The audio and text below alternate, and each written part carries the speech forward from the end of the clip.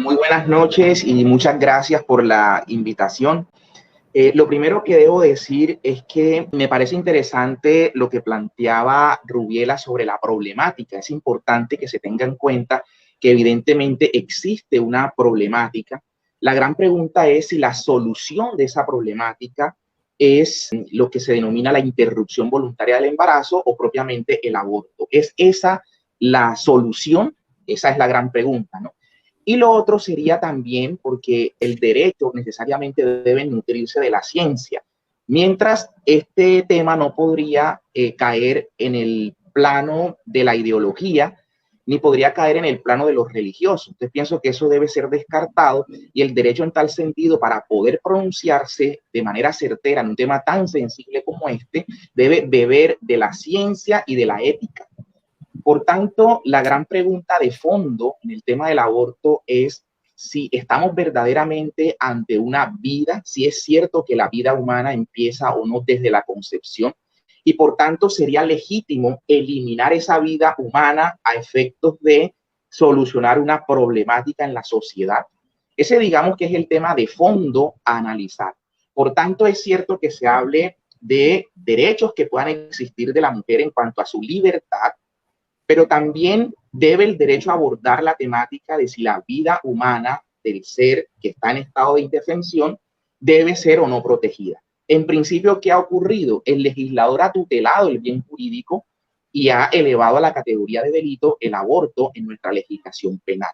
Por tal razón, en este sentido, lo que se debe tener en cuenta es en este pronunciamiento inicial de la Corte, donde hace estas tres excepciones a lo que ya existía como delito. El tema se ha revivido y en este momento se ha permitido el aborto hasta la semana 24 y eso genera también una discusión sobre el estado del embrión, ya del feto, en esa semana 24, por ejemplo.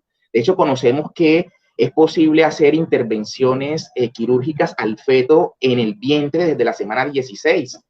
En la semana 19 también hay intervenciones que se hacen al feto en ese momento. La ciencia, incluso médica, lo considera en ese momento como un paciente. El mismo feto en ese momento debe recibir una de las intervenciones que se hace, como las correcciones de la parte abdominal o torácica también del bebé, del feto. Se hacen intervenciones quirúrgicas y hay anestesia al bebé, por ejemplo, no solo esta anestesia que se llama transplacentaria porque pasa por la placenta de la madre, sino que también hay intramuscular al mismo fetico y también se le seda o se le ponen medicamentos al bebé en la fase misma de la intervención. Entonces, es tomado como un paciente y estamos hablando de la semana 16 y de la semana 19. Entonces, llegar a esta decisión en la cual la vida humana puede ser eliminada y el legislador, que está en la obligación de tutelar un bien jurídico, estima que prima lo que denomina la libertad o el derecho de la madre, ahí es donde vendría esa ponderación de cuál derecho resulta, digamos, preponderante entre lo uno y lo otro, ¿no? Porque sabemos que para poder ejercer el derecho a la libertad es necesario vivir para ello, ¿no? Entonces, el derecho a la vida tiene una jerarquía superior. Colombia está obligada también a cumplir tratados internacionales, como es el Tratado del Pacto de San José de Costa Rica, un tratado sobre derechos humanos. Y ese tratado sobre derechos humanos establece que la vida debe ser protegida desde la concepción. Es una norma imperativa para el Estado colombiano acogerla y practicar esa disposición. Entonces, en tal sentido, mi opinión, digamos, en lo personal que se trata de esta intervención, es apartarme de lo que la Corte ha enunciado. Obviamente, repito, habría que revisar más a fondo los argumentos, pero evidentemente lo que aquí se pone de presente es que no es una solución al problema real que existe, no puede ser una solución jamás optar por la eliminación de otra vida. De hecho, cuando la ciencia nos habla de que el gameto femenino y el gameto masculino, al formar el cigoto, ya la carga genética es completamente, digamos, independiente y se identifica de las células tanto sexuales de la madre y del padre como las células somáticas de padre y madre. Entonces, todo el desarrollo del feto en su fase de embrión y feto, digamos que tiene toda la carga para formarse y desarrollarse a partir de esa suma de cromosomas que ha recibido el cigoto. Entonces, todo esto, digamos que pasa por una cuestión en la que uno debe entender que la vida de un ser humano en sus distintas fases goza de la misma dignidad y ha de gozar del mismo respeto en todas sus instancias. Entonces, un niño, que es una fase del ser humano, un adulto, que es una fase del ser humano, un anciano, que es una fase del ser humano, asimismo, el embrión y el feto es el ser humano en una de sus fases. Y en tal sentido, esa dignidad debe ser preservada, esa vida. Por eso cuando se habla de que se decide sobre el propio cuerpo, es un punto que hay que revisar, porque evidentemente la mujer que lleva y que gesta al embrión, sí se trata del cuerpo de la mujer, pero la decisión que finalmente se toma de cercenar esa vida humana ya no es una decisión que se queda en el fuero interno de la mujer y que afecta exclusivamente a la mujer, porque por supuesto que hay un derecho a tomar decisiones que puedan implicar una afección desde lo personal, pero cuando se afecta otra vida independiente a la de la mujer, eso evidentemente muestra que estamos trascendiendo el plano del derecho propio por lo que sería en este caso la vida de otro ser. Por tanto, en mi opinión, la solución no puede terminar siendo esta decisión de eliminar esta vida humana con el ánimo de preservar derechos que la mujer pueda invocar o solucionar una problemática que evidentemente amerita solución, pero que no puede ser en desmedro de otra vida humana o una vida humana distinta a la de la mujer. Entonces, hago esa intervención y más adelante pues podríamos agregar argumentos sobre el particular. Muchas gracias. Muchas gracias, Brian. Una notica quiero hacer a varios de los intervinientes. Primeramente al doctor Samir, que, digamos, utiliza correctamente la expresión, él sostiene que, y aclara, lo ha hecho con mucho énfasis, que el aborto no ha sido despenalizado. Eso, digamos, en teoría puede apuntarse como cierto, pero el hecho de elevar hasta la semana 24, y como bien nos apuntaba tanto Rubiela como Jazmín en las estadísticas, es casi improbable que un aborto se practique por fuera de esa semana o más allá de esa semana 24. En las estadísticas eso es casi improbable. Esto trae como conclusión en la práctica que el aborto estaría despenalizado, porque digamos el tiempo en el que se practica el mismo, que suele tener ese límite de la semana 24, va a tener lugar sin ninguna consecuencia en el país. Entonces, en tal sentido, quiero añadir o quiero enfatizar en que hablar de que no ha sido despenalizado, en mi opinión, no es del todo ajustado a la práctica o el efecto que en la práctica genera la sentencia. Entonces, sí, podría decirse que verdaderamente lo que ha pasado es una despenalización del aborto en tal sentido. Eso como primera medida. Luego hago una notica frente a lo que dice Chelsea y la entiendo cuando hace referencia a la voz de las mujeres y uno se da cuenta en la historia, a veces hablando con los muchachos, cómo era posible que la mujer para vender un bien necesitara la aquiescencia del marido, ¿no? El permiso del marido, por poner simplemente un ejemplo. Entonces esa reivindicación y muchas de las reivindicaciones sin duda que son necesarias aún, sin embargo, ese argumento sobre el cual el hombre está hablando desde un privilegio, y Chelsea lo dice con mucho respeto, pero en algunos otros círculos uno escucha la postura casi de que el hombre no tendría por qué opinar en un tema como este, ¿no? Porque es una carga de la mujer. Y eso me hace tener una reflexión y yo dijera, si uno manejara esa línea en la coherencia de que en realidad quien deba opinar sobre estos temas sea la mujer y no puede el hombre imponer su opinión sobre la de la mujer, uno mirara lo que pasó en la corte. La votación fue 5-4, estuvo muy dividida, ¿no? Y resulta que hay en la corte 5 hombres y 4 mujeres. 4 hombres dieron su voto favorable.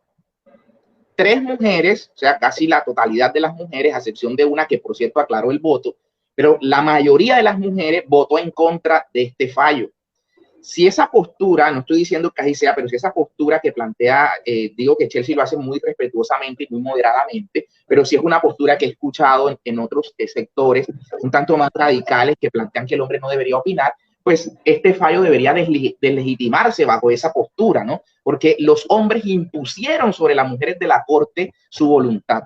Estoy simplemente, repito, llevando al hilo ese planteamiento que tienen algunos de que la postura del hombre no se puede imponer en ese tipo de temas sobre las mujeres. Y las mujeres presentaron su opinión diciendo que estaban en contra de ese fallo. Así lo hicieron 3 de las 4 que hay, y una, la que votó a favor, salvó su voto. No conocemos el contenido del salvamento. Otra anotación breve sobre lo que dice en particular Jazmín de la persona humana, citar el Pacto de San José. Claramente el texto de la norma señala que se debe preservar la vida desde la concepción, ¿no? Es, digamos, cómo lo plantea el Pacto de San José. No quiere esto decir, o estoy simplemente añadiendo, que esto no se trata de una interpretación para acomodar, sino que es lo que textualmente el pacto señala, que debe preservarse la vida desde la concepción. Es una obligación, digamos, de los estados preservar la vida desde la concepción. Cierro con una anotación a lo que decía ahorita el doctor sobre el tema del sistema nervioso central. Yo tengo una anotación del doctor Kemel Gottman, que es neurocirujano pediatra de la Universidad Nacional y la Universidad de Toronto, especialista en investigación clínica de la Universidad de Harvard, y director del Grupo de Investigaciones de Neurociencia y presidente del capítulo pediátrico de la Asociación Colombiana de Neurocirugía. Él claramente explica la formación del sistema nervioso, digamos, el desarrollo de lo que él habla, las 6 etapas del sistema, y dice que 4 de estas 6 etapas ya han sido formadas en el embarazo. Una empieza a desarrollarse y la otra, como el doctor bien lo explica, inicia su formación con posterioridad al nacimiento. Pero él habla aquí de la neuralación primaria como la primera etapa, cuando hace referencia a que se crea el tubo neural o surge el tubo neural, de donde señala él que empiezan a tener lugar o van a tener lugar todos los órganos del sistema nervioso central. Entonces él hace explicación, digamos, sobre este tema y claramente sostiene que si bien no hay conciencia del dolor, sí hay sensaciones frente al dolor. Y por eso le explica cómo cuando a la semana, y repito, a la semana 16 se hace intervención para corregir malformaciones abdominales y torácicas, cómo se aplica anestesia al feto, ¿no? A la madre, por supuesto, por la placenta pasa anestesia hacia el feto, pero que al mismo feto, que lo tratan como un paciente, se le aplica anestesia, y habla él también de sedantes que se le aplican intramuscular y se le aplican en el sitio mismo de la intervención. Habla él de esta semana 16 y también habla de unos procedimientos que realizan a la semana 19. Entonces hace él el énfasis en esto de el tratamiento del dolor, porque dice él que una cosa es no tener conciencia del dolor, pero otra cosa es, y dice él que incluso hay estímulos a los que responde vegetativamente el feto a esas edades tempranas. Y habla él de que, por ejemplo, hay hipertensión y hay taquicardia, cuando, sobre todo hace referencia cuando el aborto se practica, como expuesto a este medio ambiente externo, el bebé reacciona o el feto reacciona. De hecho, tenemos la historia del doctor Bernard Nathanson, que practicó cerca de 75,000 abortos, y cómo este doctor, cuando todas estas tecnologías de los ultrasonidos entran en vigor, cómo él abandonó su postura repito, que había practicado, él lo relata en su libro autobiográfico, más de 75,000 abortos, cómo él abandona esa postura por justamente lo que veía en el ultrasonido que se estaba practicando. Entonces, simplemente quiero, digamos, cerrar con eso en el sentido de que el tema desde la ciencia, y repito, podríamos con el doctor conversar y he tratado de ubicar fuentes digamos, respetables sobre el tema, igual respetando la posición del doctor, que ha ido en línea con lo que justamente he investigado sobre el particular. Entonces, quiero simplemente señalar con eso e insistir, porque Jazmín, sobre todo, y Rubiela, creo que hacía énfasis a que la lucha o el tema pasa insistiendo en la libertad. Y hemos dicho, por supuesto, la libertad tiene una digamos, importancia, pero no puede esto verse de forma aislada. O sea, hay una problemática cierta que la mujer padece, pero no puede abordarse la problemática sin analizar la vida de ese otro ser humano. Entonces, esas dos vidas que importan, hay que solucionar la problemática a partir de ambas vidas, Y en tal sentido, en mi opinión, con toda, digamos, categoría, no podría, digamos, asumir que se opte o que la solución sea eliminar, acabar esa otra vida, sobre todo en esta semana 24, que como el doctor dice, si bien él lo presenta como un tema excepcional, lo cierto es que hay pruebas, digamos, en la ciencia que hasta extrauterinamente puede garantizarse la vida ya en esa semana 24. Entonces, es un tema que en realidad no debe pensarse o asumirse que se trate de hablar de un derecho al aborto, en mi opinión, y lo digo con mucho respeto, y sé que eso puede herir sensibilidad de quienes optan porque se trata de un derecho. No podríamos hablar realmente de un derecho cuando se cercena la vida de otro ser humano en una de sus fases, que debe tener preservada su dignidad y su vida también. Entonces, en tal sentido, hay derechos, luchas que dar, pero no puede ser la solución acabar con la vida de un ser, sobre todo indefenso. Aquí tenemos posibilidad, y con esto cierro, ya voy a cerrar, aquí tenemos posibilidad nosotros de estar conversando desde acá, ¿no? Dando nuestras posiciones, nuestras posturas, las mujeres luchando por esta reivindicación necesaria por la que hay que luchar, sin duda. Pero el indefenso, que es el afectado, además, porque no solo, sino también es afectado con esto, no puede él estar aquí y valga, y uno dijera que es un ejemplo absurdo, pero sí quiero señalar eso. Entonces, en tal sentido, respeto que se nos diga que no podemos hablar como hombres por la problemática, pero hay alguien que debe levantar la voz por ese ser indefenso que se forma en el vientre. Y en tal sentido, esa es mi posición, que hay que respetar, por supuesto, los derechos de la mujer, pero en este caso, en la ponderación entre ambos, por ese indefenso hay que hablar y también hay que luchar por ese indefenso. Entonces, esa es mi conclusión sobre el tema. Muchas gracias. Sí, yo quisiera. Sí, muchas gracias. Lo primero es anotar y no polemizar con el tema que el doctor Samir presenta. Yo creo que se entiende con absoluta claridad, y Chelsea lo ratificaba, que obviamente la Corte, al decir que hasta la semana 24 no está penalizado el aborto, ¿cuál es la conclusión lógica? Que de la semana 24 y un día en adelante sería delito. Eso es apenas entendible. Lo que he tratado de hacer entender, y creo que lo hice con precisión para los que no nos escuchan, ¿no? Es que el efecto práctico de esa decisión, dado que no se practica, no se suelen no practicar abortos tan, digamos, después de esa semana, es casi improbable, pero casos se pueden dar. Por supuesto que eso en la práctica termina siendo una despenalización, repito, en la práctica.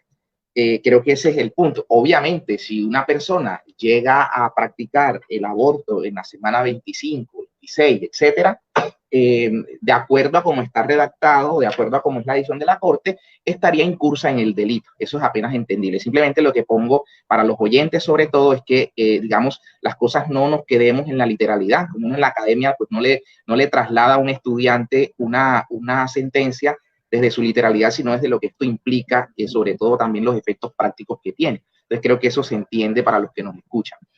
Eso por un lado. Lo otro, aclarar también con Chelsea, que en ningún momento he sostenido, que se empleó la expresión de que esto se lo debemos a los hombres o a los magistrados de pronto de la Corte. Creo que mi pensamiento también para los que nos escuchan, traté de ser claro en torno a que el hilo conductor, no digo el de Chelsea en particular, sino de algunos sectores que radicalizan la postura de que el hombre no debe opinar, dijéramos que deberían actuar en consecuencia, porque en la Corte se impuso el criterio de los magistrados varones respecto de las mujeres. Estoy diciendo que ese no es mi pensamiento. Simplemente los que así piensan tendrán que ser coherentes con esa postura y tratar de inválido ese fallo, porque aplastó, digámosle así, la opinión de las mujeres, que 3 de las 4 existentes dijeron no estar de acuerdo con ese fallo. Entonces, la decisión del varón se impuso sobre esas decisiones de las mujeres en la Corte. Es lo que simplemente digo en línea con quienes piensan de esa manera. No es mi pensamiento, pero los que piensan en esa manera.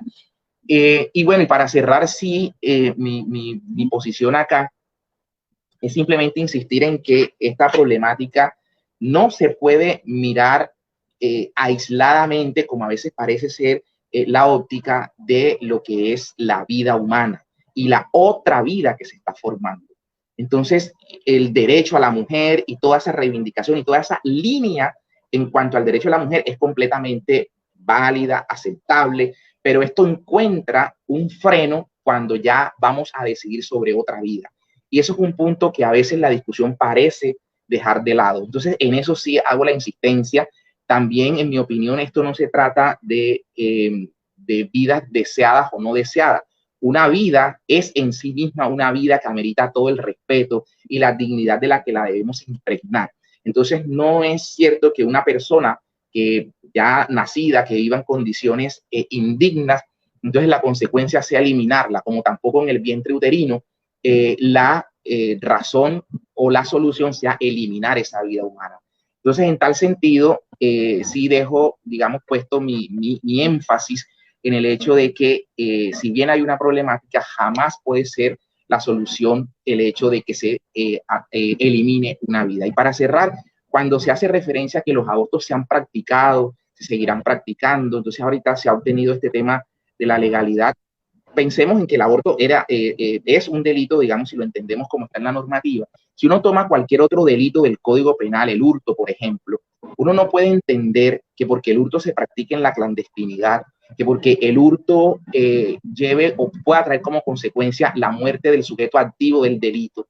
Entonces uno pueda llegar a la conclusión de que bajo ese entendido lo mejor es legalizar el hurto y quien quiera se apropia de un bien ajeno o no, que guardando las proporciones es básicamente lo que puede terminar ocurriendo acá. Al entender, si se desliga el pensamiento de que hay otra vida humana, se dirá, ese ejemplo no aplica, ¿no? Porque el hurto estoy tomando el patrimonio de otro. Es lo mismo, estamos acabando con la vida de otro cuando se toma esta decisión de solucionar una problemática eliminando una vida humana. Entonces, hay una vida humana que amerita toda su protección, la dignidad de la que reviste en todas sus fases como ser humano, como niño, como adulto, como anciano. Esa dignidad y ese respeto debe estar en su fase de cigoto, de embrión, de feto. Debe ser respetada esa vida humana y no puede eliminarse eso de un derecho que en este caso dice la mujer, un derecho, porque hay un derecho que prima, que es el del embrión, el derecho del bebé en gestación. Ese derecho de esa vida humana está por encima de una decisión que, por supuesto, es trágica y todo ese componente que uno sabe que existe, pero de una u otra manera es una vida que debe respetarse. Gracias por el espacio. Muchas gracias a todos también. Mi punto para cierre es simplemente que, como se han dado cuenta, estoy completamente en desacuerdo de que el aborto sea un derecho. En realidad, para mí, desde la convicción, no es un derecho. Y bueno, como dice Rubiela, que sería un mandamiento si los hombres abortáramos.